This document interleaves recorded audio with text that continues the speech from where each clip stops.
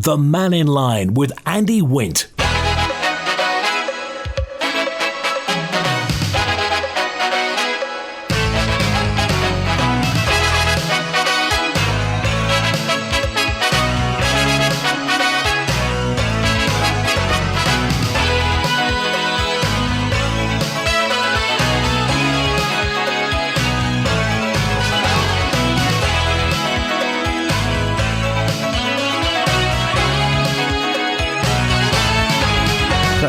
Good afternoon.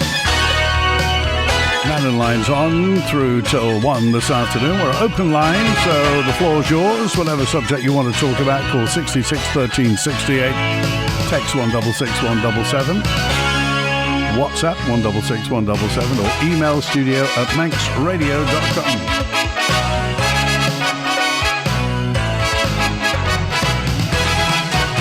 Well, it is Manx Grand Prix Classic TT. I think the programmes... Do everybody know where the programmes are?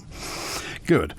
Gary Thompson and his team are in the midst of final preparations. Starts on Sunday, of course. What's more, he and other race officials have more time. It's an expanded 12-day schedule from the 17th to the 29th of August for both meetings. Gary Thompson described last year's weather as hellish. Of course, heavy disruption. Of course, it was contracted, so it was constricted. So really, it was a bit of it was, wasn't it?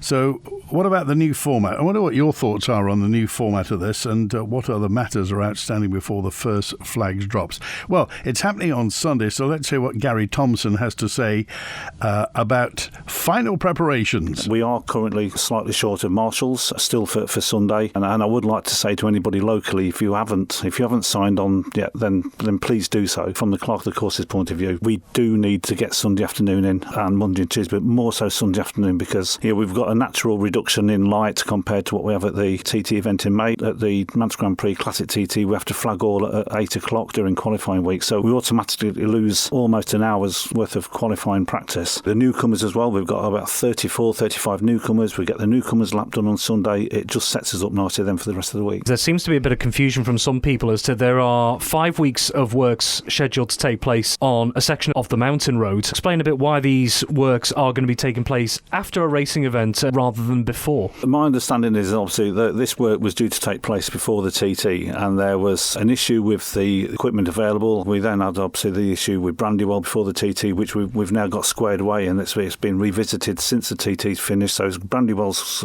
squared away. We've recently just had 2 burst water mains, one at Appledene and one on the approach to Douglas Road Corner, again squared away. Following the inoperability of the machines needed before the TT, it was agreed with the DOI that the work needed to be done from a race organiser's point of view would be done after the Manx Grand Prix stroke Classic TT. One thing that came up from the shorter format, sometimes it was very long days, very tiring days for the likes of not just marshals but the likes of the scrutineers, for example. How much do you hope an expanded schedule will benefit the likes of marshals and scrutineers so they don't maybe feel used and abused? I mean, I certainly hope nobody feels used and abused, and for everybody, whether it's competitors, teams, those of us in race control, the marshals out on the course, there have been some long days, and I try to make the decisions as early as we possibly can so that people don't go standing out on point for hours waiting for the decision to be made. And equally same with the scrutineers. We utilise the contingency sessions carefully. So, any thoughts on this? You heard Gary Thompson, what he's had to say. And if you are a marshal, I do hope you're all signed up and ready to go. Fingers crossed anyway. Let's hope for a safe couple of weeks for the MGP and also for the Classic TT. Any thoughts on the matter? By all means, do get in touch. And some questions. Actually, I'm just getting some questions to when Claire Christian was in, and it was regarding the ambulance depot and the movement of the ambulance depot, and also transferring patient transfer. And it was a lady who asked me about what's happening to the ambulance depot. Well, the Minister's most recent update, they say remains valid, is that £125,000 is available to develop the project, moving the ambulance depot. In terms of project terms of design and feasibility, the information's available on page 81 of the Pink Book, which provides the following explanation. The following schemes have received funding support to enable the departments to formulate fully scoped and costed business cases that can be then considered for full project budget allocation within the quarterly approval process. The design and feasibility studies and activities are financed through bids to the Project Development Fund. Do you understand that? Right. Ongoing, shall we say, for moving the ambulance depot currently at the back of the old Nobles Hospital.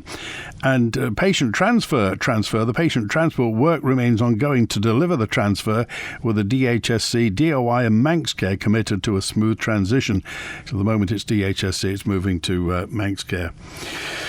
So thank you for that. Thanks for that question. Sorry we didn't get any answer straight away on the day.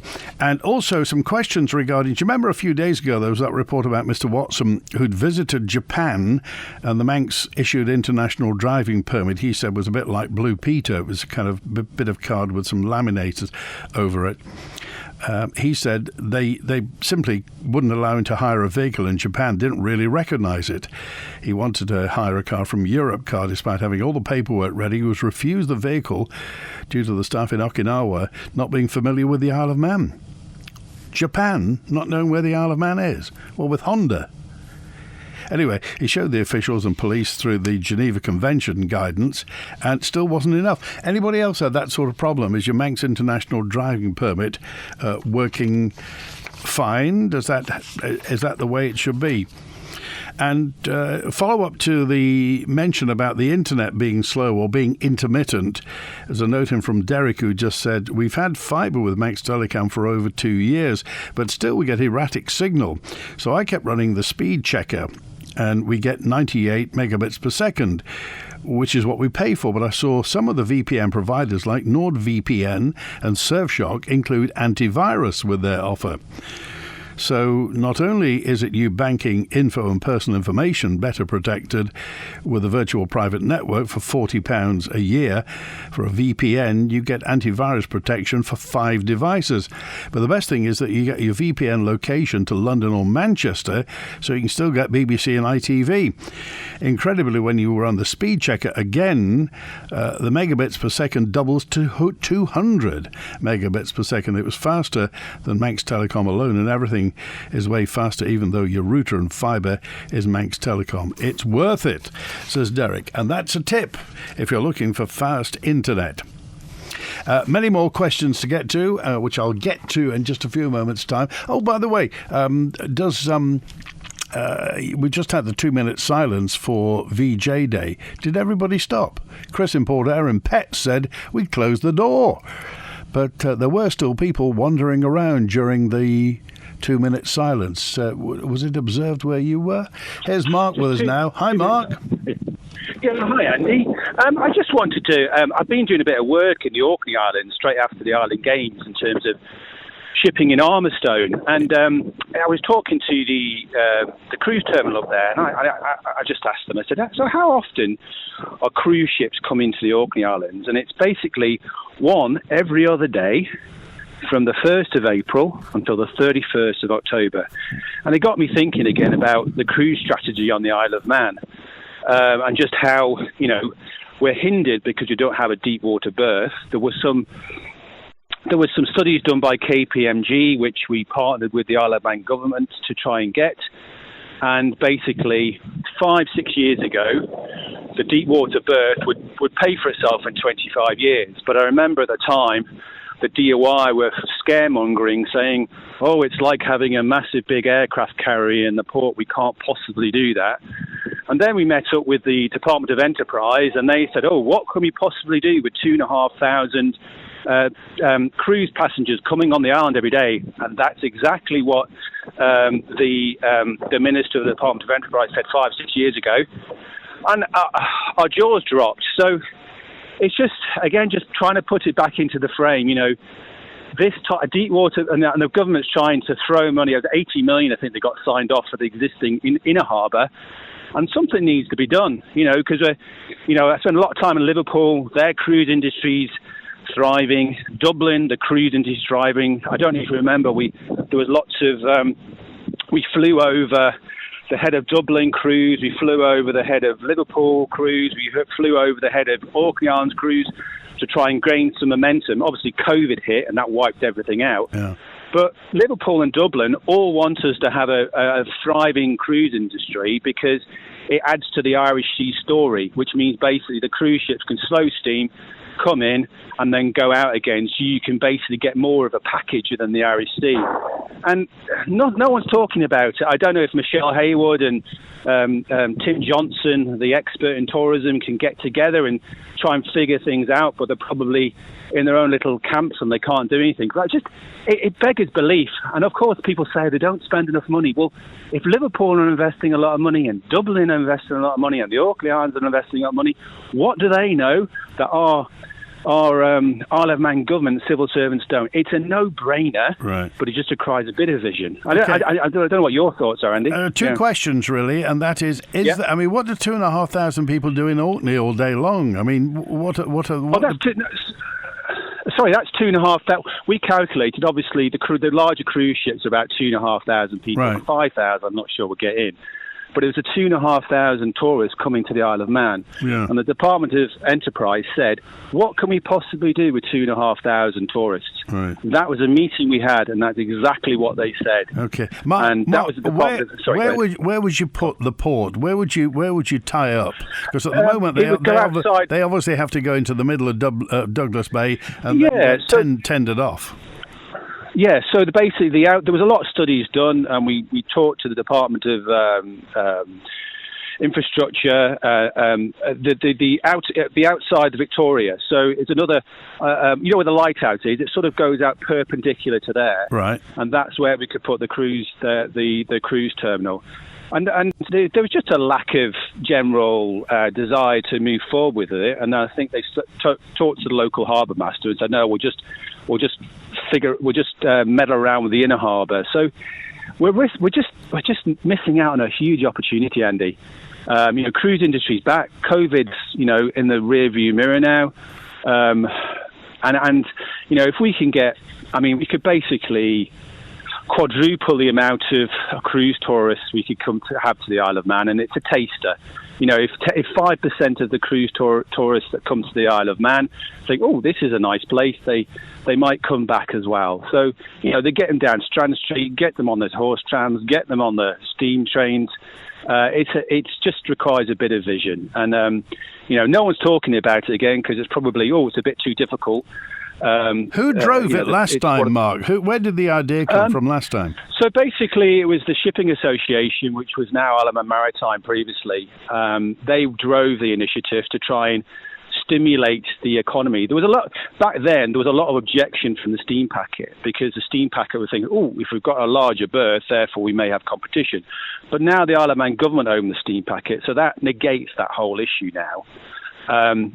Because obviously you do need a monopoly on the steam packet to guarantee the full year round.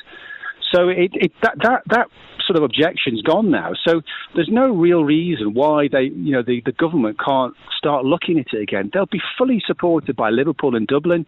For them, it just adds to the Irish sea story, And when I was talking to the Orkney Islands, I was thinking, flipping out, they've got a cruise ship in every other day. And at the moment we're limited because we have to tender. And cruise ships don't like to tender, right? Because passengers don't like to tender. But if you can come alongside on the berth, there's a huge opportunity for the Isle of Man. Right. Okay. Just explain again. The Victoria Pier is the one. It's the outside one, isn't it? That leads straight to the sea terminal. Correct. That's the outside one, and the crew. As then, it can be changed, but as then there was another. The larger pier would be on the outer side of the current outer harbour. And that's where the initial plan, the last plan that we did, right, with Royal Haskellning, we paid for it. The government didn't pay for it, to try and encourage them. But a proper evaluation needs to be done, and not with a local harbour master. Get a proper Royal Haskellning or people who've done this before, and they'll be able to tell you where they can do it, how much it will cost, and the payback. 6 years ago the payback was 25 years. I can't remember what the cost was. God, it's 6-7 years ago. Right. But the payback was 25 years. But for a large infrastructure project like that, fantastic. And of course, people were they talking scared about tens of millions or hundreds of millions to build it? Oh, it was tens back then. Well, obviously, we've got the Liverpool landing station. Everybody's not very confident about what the government can deliver. But I wouldn't leave the decision making in the hands or the negotiation in the hands of the civil servants. You can get a Royal Haskinen or consultant to guide you with regards to what the costs were. Right. It probably now I mean, I think it was 50 million back then. Sounds like a lot of money, but it's paid back in 25 years with the increase in tourism. I think now let's say double it probably because of inflation. But again, inflation, people will be spending more with the increase as well. So. Yeah. I don't know. It's just something we were very passionate about at the time. It just seemed to have gone dead. I seem to remember, Mark, that I'm trying to remember the chief officer, the chief exec of when it was the tourist ministry, Mr. Toohey, Terry Toohey, years and years ago, was very pro cruisers. Yes. When David Cretney was the minister and Mr. Toohey was the chief exec. I remember he talked very glowingly about Dublin's cruise industry. I remember talking to Terry when we sort of tried to revitalise the whole discussion, and Terry was delighted and because he, as you say, very, very passionate about it, because it would, it'd be so nice to see more tourists over here. I think everybody likes to see tourists using the trams and trains and going down Strand Street. It's just, it needs to be kick-started again, the whole discussion. Okay. And why isn't Visit Isle of Man talking about this? That's a really good question. I suppose Visit Isle of Man probably sits under the Department of Enterprise, I would imagine, and the Port Development is the Department of Infrastructure, so it probably means two departments trying to communicate to each other, which on a track record basis, they don't seem to like to do that. So you probably need to have a sort of a separate body saying, okay, we need to do something with the port. The Victoria Pier needs money spending on it because it's very old. What else can we do? Right. What else can we do to revitalise it and get the DOI and the Department of Enterprise to set up a separate, group to focus on that. And just to reiterate, Mark, it's from the 1st of April to the 31st of October. The Orkney has a cruise line every other day. Every other day. And I knew it was a lot, but I thought, do you remember we flew the head of Orkney over? And I think he actually came on Manx Radio. Do you remember that? Yeah, I do. And Dublin and Liverpool, and there was the real sort of momentum. I just think we need to look at it again. Okay. Right. Yeah. All right. Appreciate it. All right. Thanks for calling today, Mark. Good to hear from you. Cheers, Andy. Take care. 26 minutes past 12. Julian's on now. Hi, Julian. Hi, Andy. I seem to remember the deep water port of Port St Mary was once mentioned about cruise ships being able to come straight in. At the time they were talking about marinas, and it was before the Peel Marina was built, that it was mooted that, the only 24-hour port is Port St Mary. And at the time, I think whoever was in charge, maybe it was local politicians or national politicians, said they didn't want the traffic in Port St Mary, so no thank you. Well, that'd be an incentive to get the high street fixed up, wouldn't it, I suppose? Yes, possibly. Just staying on a nautical theme after Mark, just a couple of repercussions from the conversation we had yesterday about the Mooir Vannin wind farm. Orsted says that the sea area will be around 90 square miles or 223 square kilometres, which is getting on for half the size of the Isle of Man, and it's kind of a vertical rectangular shape. Mezeron ships, they go to Belfast, but they also sail from Ramsey to Glasson Docks in Lancashire. So if they've got to go around the Mooir Vannin wind farm, that would likely add somewhere around about 10 extra nautical miles per leg. So you've got 20 extra nautical miles every return trip, which is going to add about 3.5 hours daily. So per ship per day, that's an extra across the year, 7,260 nautical miles if you take off Christmas, New Year, whatever, which is the distance from here to Indonesia. So that's going to add 605 extra sailing hours per ship and an extra 136,000 litres of diesel a year. And I thought that we were supposed to be saving on the footprint of emissions. Well, I'm assuming they've spoken. I'm trying to think who. I think it's Dola, the German company in Fort Anne. I think they own Mezeran nowadays. Maybe they've been spoken to. Well, maybe. I mean, I'm working at the extra cost to Mezeran each year.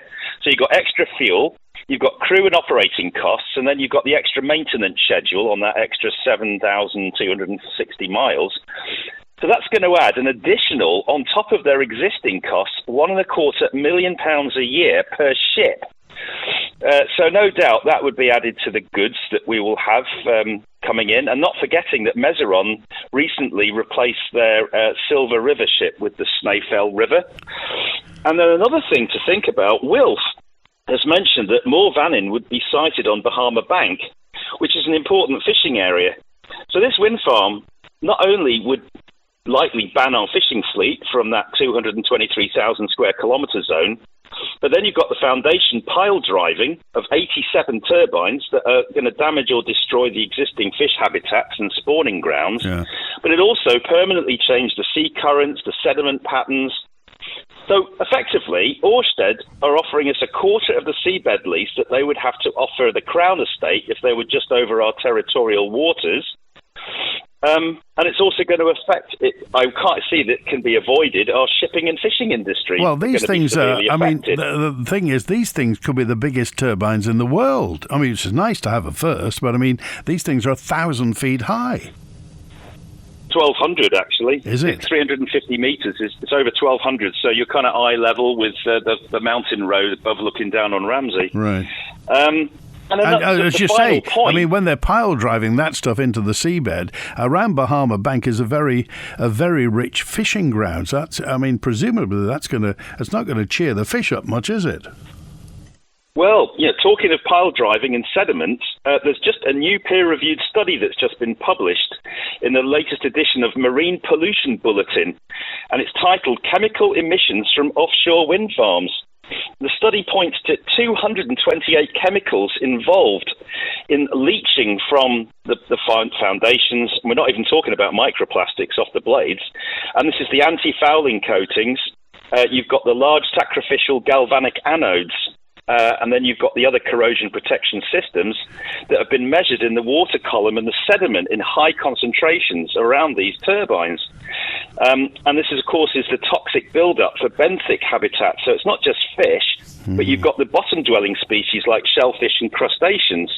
So is that going to affect scallops and, you know, all these stuff that we take for granted in our...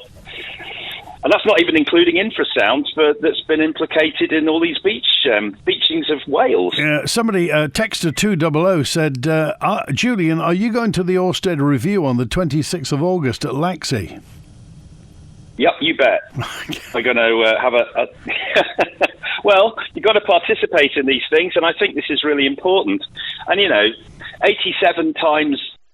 half the height of the mountain. I mean, you know, bye-bye to that lovely view that we enjoy at the moment. I mean, some people might say, oh, well, it doesn't matter, but all these things have to be thought about. If you're going to destroy part of our shipping industry or make it very expensive, and then you've got the fishing industry as well, you know, you've got to participate in this, I think. Okay. All right, Julian, have a good weekend. Thanks for calling today. You too, Andy. Thanks. 29 minutes before one, got a note in from Anne-Marie and just said, I'm very concerned about our work permit system. Is the work permit system open to abuse? Well, Anne-Marie, every year the Department for Enterprise carries out, well, they say 200 visits, so that's 4 a week. 4 visits a week to employers to ensure that the rules on hiring non-Manx workers are being followed through. However, one MHK reckons it doesn't go far enough. That MHK is the Onken MHK Julie Edge. Someone coming to the Isle of Man from the Common Travel area, so that's from the UK or Ireland or from the Channel Islands, if they come to work on the Isle of Man, yes, they need to have a work permit. If someone's coming in from elsewhere, then they need to go through the immigration process and have a confirmation of employment from an employer. There's strict processes. As far as the work permit system is concerned, we do have officers. Their full-time role is to go around checking businesses, making sure that things are being done properly, and assessing situations. And if clearly there's a breach, then that is addressed. Often those breaches are very minor and not intentional, and they can be sorted out very quickly. Sometimes it's more serious, in which case it's referred to the Attorney General's office for potential prosecution. But ultimately, in the Common Travel area, people can come to the Isle of Man, and someone can move here tomorrow and buy a house and live here. They wouldn't be able to claim benefits or anything like that, but they could come and live here. And if they want to work, they need to have a work permit. If they start working without it, then clearly that's an issue. Well, you noticed that was actually the Minister, the Enterprise Minister, Tim Johnston, MHK. This is Julie Edge. I am concerned, as many of the public coming to me are really concerned, how these people all here, who's checking their work permits, who's checking they're valid in the roles that they're in. And when you look at, there's been a lot of concern raised with regards to exploitation in visas. Well, could there be exploitation in work permits also? Because if they're not getting checked that the individual's still working, a work permit is for the place that you're working in. If nobody's doing that check and due diligence, it's so open to possibly to abuse. The Minister said they do 200 planned checks, but out of how many work permits that are currently circulating, he didn't have that answer, and I think that's a real significant question that needs answered. What my main concern is that everybody that's arriving on the island is bona fide to be in the workplace, because I'm aware of a lot of our own young people that are going for jobs, don't even get an answer and don't get a job, but there's possibly work permits or visas being handed out because of all these routes of opportunity to come in. I wonder what your thoughts are regarding this. It's a hot topic at the moment. Everybody knows. People are talking about this, and Enterprise, they say, carry out 200 visits to employers every year. Any thoughts on this? Text, email, call and WhatsApp. Captain Carter's with us now. Hello, Captain Carter. Andy, good afternoon. Just following up on Mark's comments about the cruise industry. Yeah. It is. I agree entirely that anything that we can do to improve the number of cruise ships we get is beneficial to the Isle of Man. However, the proposal to build a deep water pier on the seaward side of the Douglas Breakwater, basically running out from Douglas Head Lighthouse and Port Skillion, was in some respects all right, but it had some very difficult navigational problems putting a ship on it. And very basically, when you build a berth for a cruise liner, and the Victoria Pier is out of the question because it's not deep enough at the inner end. You've only got about 4 metres of water at the inner end. So we're talking about the Battery Pier, the Princess Alexandra Stabbits around there. The Princess Alexandra Pier, yes. So seaward of the Stabbits, so there would be a berth between the Stabbits and the new pier. That was what the plan was. There was a select committee of Tynwald looking into it, and various people who were well versed in bringing large ships in and out of Douglas Harbour raised concerns because the problem was that the pier was going to be at right angles to the tidal stream which ran across the end and round Douglas Head. And in a confined berth like that, that would make berthing large ships extremely difficult in the wrong tidal and weather conditions. And the difficulty with that was that what you should try and do, of course, is if you look at the Victoria Pier, as a classic example, the Victorians knew what they were doing. The tidal stream runs up and down parallel with the pier. But you'd be coming into this new berth, the tidal stream would be running at right angles, either when it was flooding or when it was ebbing, right. Which would make docking large ships in there quite difficult in certain conditions. Now, because of these questions which were raised by me and by several other ex-captains of the steam packet and people like that who have spent their lives bringing ships in and out of Douglas Harbour, the Harbours Division commissioned a simulator at Fleetwood Nautical College to to simulate the tidal conditions and the new pier and everything else. And they had an experienced retired pilot from Southampton who was used to bringing in the biggest cruise liners in the world at the time. A ferry captain and one or two others went to Fleetwood to have a go on this simulator, and basically the conclusion backed up the views of the local mariners that it would be an extremely difficult berth to put a ship on in anything other than virtually slack water or and not too much wind either from certain directions, right, which would make it, and in fact the pilot from Southampton said his view was, I think, that any cruise liner captain looking at it wouldn't want to put his ship in there. So it wasn't that people didn't want another cruise berth to improve it, and it was basically that it was a sort of a design that was looked at, and when you look at it, it looks like a good place to do it. But because of the way that the tide runs, it actually made it, without getting into detail, it made it very, very difficult to try and berth a ship on there without the use of some very, very powerful tugboats. Okay. And, of course, what are those tugboats going to do for the rest of the time? In Liverpool, in Dublin, in the Orkneys, they have them there for the oil terminals, all run by the corporation, very big, powerful tugboats to assist the ships when required.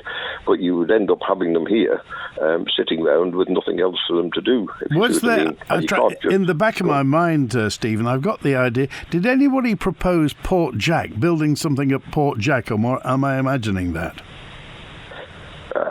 I don't recall anybody proposing it. I mean, there have been various proposals. There was a proposal to rebuild the breakwater in Port Erin, so you could land on the outside of it. Right. But the prevailing wind is southwesterly, and it's very exposed. The berth in Stornoway is pretty sheltered. The berth in Liverpool and the river is pretty sheltered. The berth in Dublin is pretty sheltered.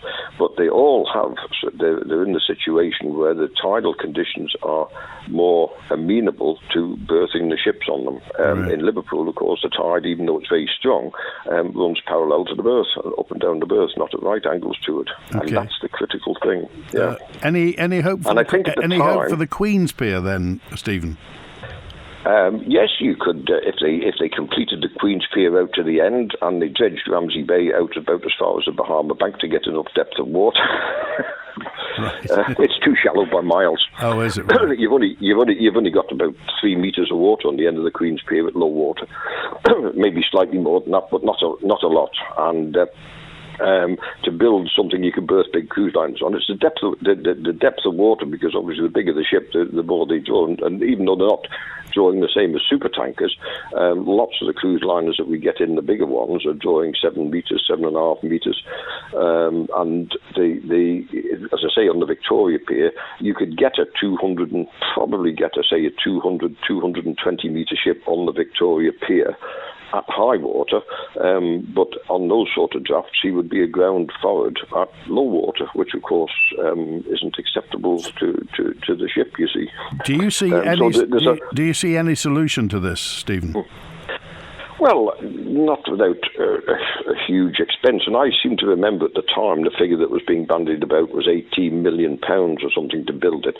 I think that might have included the fact that you'd have to build a new road either up Douglas Head or widen the Battery Pier approach road where you've got all the oil and gas installations, because it's not only a question of getting the ships tied up, you've then got to be able to get the coaches to pick the passengers up to take them somewhere, haven't you? So I think that, to be fair to the Isle of Man and to the people who organise the cruise liners on the Isle of Man, they're doing a very good job, and we've done very well this summer for cruise liners.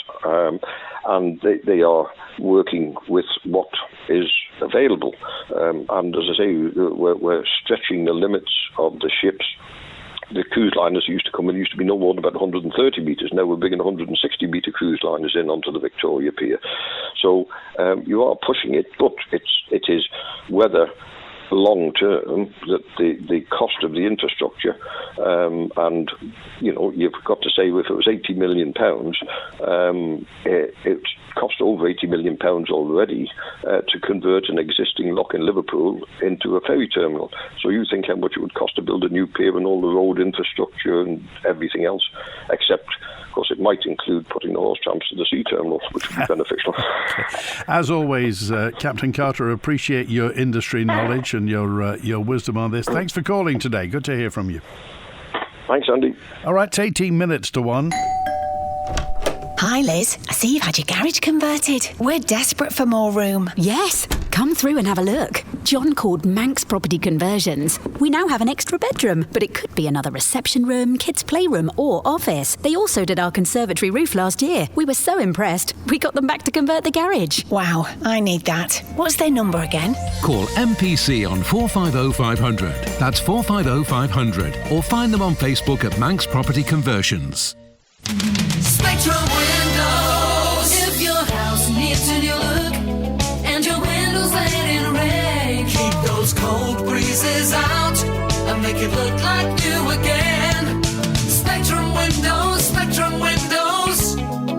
Quality through and through. Great work guaranteed to you. Spectrum Windows, Spectrum Windows. Spectrum Windows. Whether starting a new business or building up your existing business, come and talk to the accounts and tax experts at Nicola Bowker & Co. With their holistic approach to business advice, Nicola Bowker & Co. will work with you to achieve success. For accounts that work, call 861 271.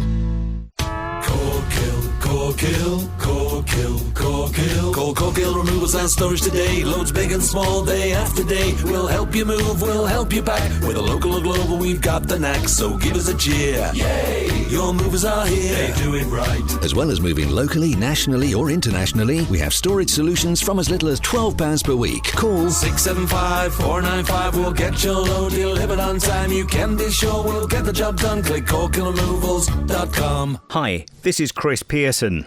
As we mark the 80th anniversary of VJ Day, you've another chance to hear the Burma Star veteran and island resident James Fenton talking about his time in the jungles of Borneo in the 1940s. Because the Japanese were raising hell, weren't they, out there? And we knew that we were going to have to tackle them. We didn't know what part of the area in the Pacific we were going to. James, who's now 103 years old, remembers his time with the 14th Army, aka the Forgotten Army, in a Manx Radio special, first broadcast back in 2023. But the Japanese always used to shell us through the day, but not as much as they did at night. Hear James Fenton this evening at 6 and available as a podcast afterwards at manxradio.com. The Mannin Line with Andy Wint. 1:45. Peter's with us now. Hello, Peter. And it's Peter Murcott here.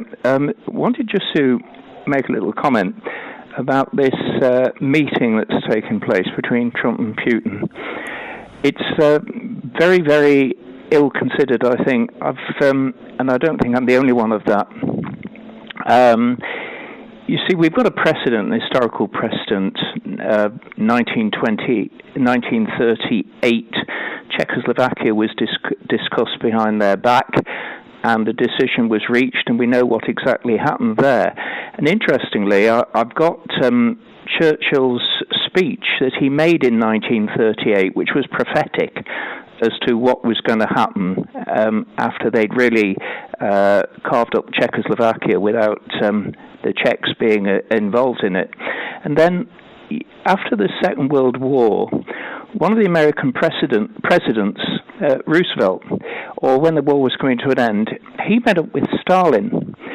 And he met at a time when, of course, Churchill wasn't present. And, of course, Roosevelt was no match for Stalin. And, of course, we all know the disasters that happened after the Second World War when Stalin effectively dominated large parts of Europe.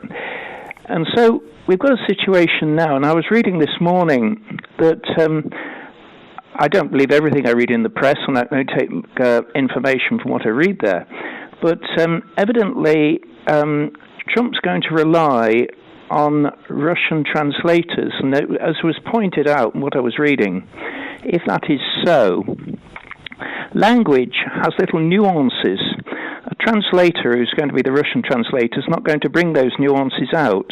If he had his own translator, they might well come out and he might realise what exactly Putin was saying. So I think whichever way you look at it, I think it's a very bad idea, and I think it's, to put it extraordinarily mildly, it is very disrespectful to Vladimir Zelensky for someone else to talk about the future of his country, in effect, without him being there. And I'm so glad that at least some of the Western nations have spoken out as loudly as they can. I wonder what's going to happen. What's your opinion of the long-term outlook for all this? I think, given the situation, I think Putin will have the advantage and he will probably manipulate things round. I don't think Trump's up to it. I think he's making some silly mistakes. I think he overrates himself as what he can do, and that's always very dangerous for anybody. He needs lots of advisors, and he needs to take advice.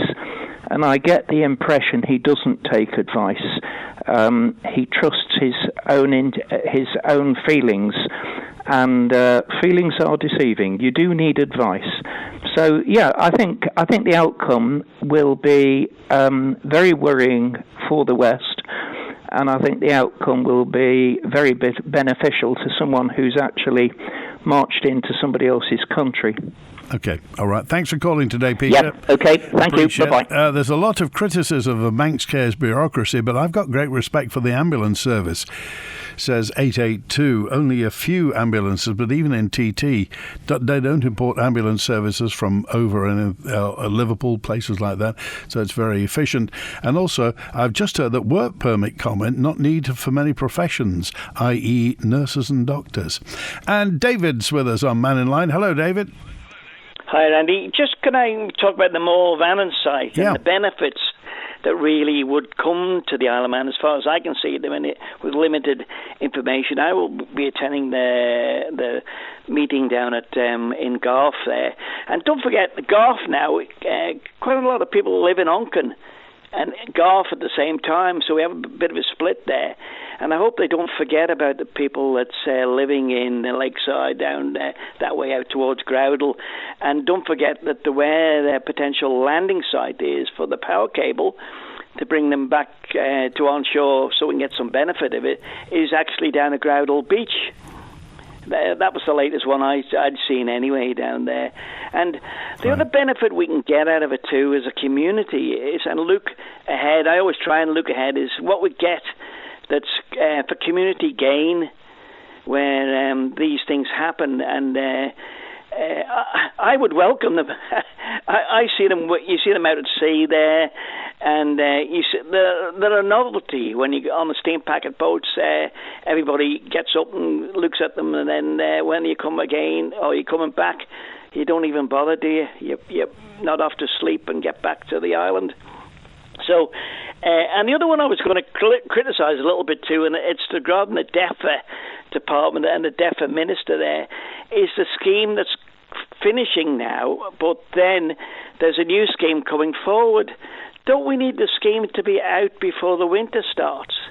And we get away from the giving you free light bulbs and a few rolls of insulation. We want some modern technology. And just for my listeners there, producing 3.7 kilowatts. I've just got my electricity bill, and I can't believe it. Guess how much it is? Go on. £27, and I've paid it. Electrifying. And I even got a discount on that as well. But I remember too, and I know Carter was talking about Port Erin and Port St Mary. Yeah. The politicians down south killed that. Port Erin was going to be basically there was money available for what we call rib vessels to be stored and a small business down there to maintain, because the yachting industry or the yachts that are around the island there. And I don't know what's happened with Ramsey now. Nobody seems to be taking the cudgel anymore about the marina up at Ramsey, But maybe Wilf will give us an update next week, see how it's going on and how the wall's getting built. All right? All right, good to hear from you. Have a good weekend. See you later. Thanks. It's 8 minutes before 1. Andy, this is 667 says, Andy, are the two Gulf MHKs in favour of the proposed offshore wind farm? Well, they'll probably be at that meeting on the 27th, so you can ask them. VPN, says Phil, most are Russian, American or Chinese. Your information is only as safe as whether you trust the government not to obtain details from these VPN tunnels. Fishing areas could be affected by wind farms, says Big John. I would think the government would change the location for the fishing or shipping routes to move to accommodate the wind farms. So and also I'm writing about the electricity and producing and savings of my investment of over £20,000 over 3 years for PV, solar panels and batteries and electric panel heaters to replace water-filled radiators. So far this year I've spent a net £28 on electricity through the credits from the MUA and not as yet enjoying the cheap tariff for electricity during the night, which would top up my batteries. Mainly due to my age of 80, I've never thought of the ROI, return on investment, and always focus on cheaper electricity that I produce when prices will no doubt rise over the next 10 plus years. My savings on expenditure are so far £6,336, and I use my dishwasher, clothes washer, free of charge when the sun's producing electricity. The installation cost is expensive, but I would do the same again. For younger people, the return on investment close comes into play when making it is a real no-brainer. Photovoltaic panels are a must. This is the Isle of Man talking. The Mannin Line. Have you been into H&H Motorcycles or been to hnhmotorcycles.im? There is everything you need from clothing and accessories to service, repairs and tyres. Stocking the full range of RST, Race FX Enduro and motocross clothing, plus Oakley sunglasses and goggles and casual clothing. H&H are the island's Arai, Bell and AGV helmet, motor oils and quadlock distributor. Call in at South Quay Industrial Estate Douglas for a browse, coffee and a chat, or shop online with home delivery. Above deck or below, Harbour Marine Services has all your boating needs in one place. From engine sales and servicing to charts, books, dinghies and trailers, electronics, navigation, ropes, rigging and safety. Over 2,000 square feet of stock to help you stay safe on the water. Call 822 995 or find us on Facebook. For all your chandlery supplies, set your course to Harbour Marine Services, next to Castle Down Harbour. Cyber security is important for any business, no matter what the size. Protecting both you and your client's data dramatically reduces the risk of a cyber attack. Luckily, it doesn't have to be expensive. At JTG, we're island-based and tailor our approach to cyber security on your needs. Protection can be as little as the cost of a coffee a week. Click jtg.im and get your free business health check today. Keep you and your business safe with cyber security from JTG. I began to struggle with the stairs, but I didn't want to leave our family home. So my daughter told me about Acorn Stair Lifts and their new showroom in Douglas. I was able to try the stair lifts and find the right one for me and the home I love. They were so friendly. The whole process was hassle-free and they offered the whole package from installation to servicing. Choose the island's first choice for stair lifts. Acorn Stair Lifts, South Quay, Douglas. Call Acorn Stair Lifts now on 672 414 or call into our Douglas showroom. What do MHKs get up to during the summer recess? What work is there for our politicians between the July Tynwald sitting and the political season opener in October? You might be surprised at how much is being done out of the immediate political gaze, and MHK's call at Glover and Smith are keen to tell us all about it. That's Perspective this Sunday at 12 on Manx Radio with me, Phil Gaughan. Grab a deck chair, don your knotted hanky and settle down to a Perspective political whippy with just the mildest sprinkle of nuts and raspberry sauce. The Mannin Line with Andy Wint. Well, what a gorgeous day we have today on the Isle of Man. Regarding cruise ships, says Andy, build a pier out into Douglas Bay where the cruise ships anchor parallel to the beach and connect it to, say, the promenade at the bottom of Broadway. Easy. I remember it was Peter Caron who said that they should be taking Douglas Promenade out right into the sea and build houses on the bit in between. Where's Peter Caron when you need him? Thank you, Paul. He said, I mentioned the state of the Celtic banners being missing and damaged on Wednesday on Mannin Line. I'm happy to report they're all fixed and replaced last night. Well done to Douglas City Council. Well done. That's fantastic. And a simple point regarding work permits, think local first. We don't want a scenario arising where Manx people are excluded.